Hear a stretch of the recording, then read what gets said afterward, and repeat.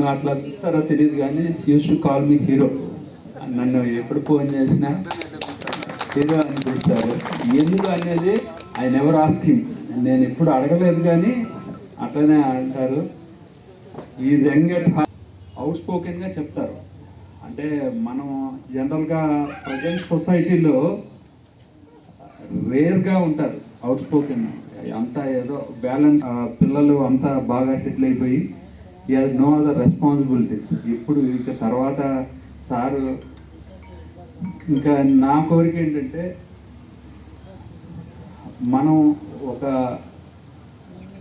Community, down road communities నుంచి వచ్చాం కాబట్టి మనం we should enlighten our communities.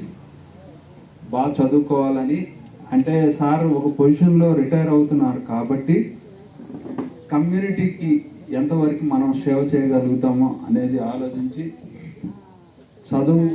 వాళ్ళ చదువుకోవాలి అనే భావన పెంపొందించి, అలాగే ఎవరికైనా right time right decision. Police officers తమ సర్వీసు అంటే చాలా 30-40 ఇయర్స్ సర్వీస్ చేస్తుంటారు కాబట్టి లీగల్గా కానీ ఏదైనా డెసిషన్స్ వాళ్ళకి చాలా వరకు ఐడియా ఉంటాయి. కాబట్టి తమ మిత్రులకి, అవసరం ఉన్న వాళ్ళకి, ప్రజెంట్ సొసైటీలో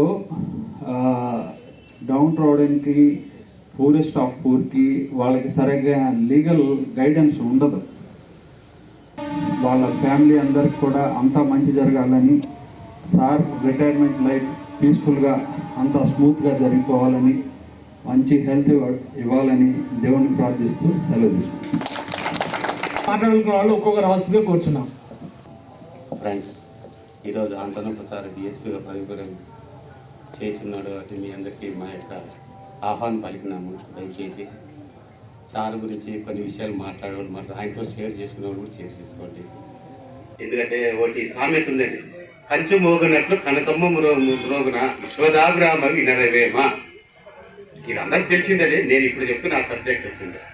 ఏదైనా ఒక సబ్జెక్ట్ గురించి చెప్పాలంటే 24,000 సినిమాలు చెప్పమంటే దాన్ని మొత్తం చెప్పేస్తాడు, కింద నుంచి పీక్ పాయింట్ వరకు లాగేస్తాడు. అంటే ఒక సబ్జెక్టు అర్థం కావాలని, ఏదంటే అది కేసు అయినా కావచ్చు, ఒక రిలేషన్స్ కావచ్చు, ఇలా ఉండాలి ఇలా ఉండాలి, బ్లడ్ రిలేషన్ అనేది ఇలా ఉండాలి, సబ్జెక్ట్ పరంగా ఇట్లా చెప్తుంది. నేను వచ్చినానంటే మా బావగారు నమస్తే అంటే నా టైం ఉంటుంది, నేను ఉండలేను. దయచేసి ఇక్కడ ఉండే వాళ్ళంతా హ్యాపీగా వాళ్ళలాగే మనం కూడా, మన పిల్లలు కూడా వాళ్ళలాగే ఉండాలని కోరుకుందామండి. వాళ్ళు ఎప్పుడు ఏ స్టేజ్ నుంచి వచ్చినారో, ఏ స్టేజ్లో రిటైర్ అవుతారో, మన పిల్లలు కూడా అలాగే పెంచి పెద్ద చేసి ఆ స్టేజ్లోకి రావాలని కోరుకుంటాను. Okay, thank you.